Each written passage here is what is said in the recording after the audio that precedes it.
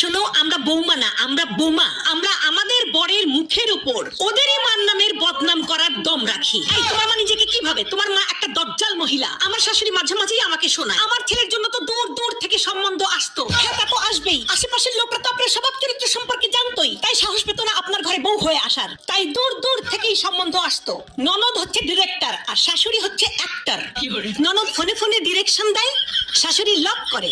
শাশুড়ি যদি হয় পেট্রোল, ননদ হয় দেয়াশালাই। তবে ঢোল তবলাবাদক স্বামী হয়। যার কথাই শুনবেন ফাঁসবেন তো ওই মালটাই। প্রত্যেকটা শাশুড়ি বলবে, ওম্মা এটাও শিখে আসো নাই, ওম্মা তোমার মা এটাও শেখায় নাই। শোনেন, ওটা আমার বাপের বাড়ি, কোনো স্কুল না। আবার শিখে ফেলে দিলে এটাও বলবে, আমরা তো এরকম করি না, আমাদের তো এরকম হয় না, এটা রান্না হয়েছে, এই ছিরি এটাও পারো না। আরে এত সমস্যা যখন নিজে গিয়ে করেন, বৌমা বাড়িতে আসার পর দেখবেন ওরা আর কোনো কাজ করতে পারে না। তাহলে আগে এই কাজগুলো কে করতো? আমি বুঝি না, উনি শাশুড়ি নাকি স্কুলের প্রিন্সিপাল? সবসময় পারমিশন নিতে হবে, মে আই গো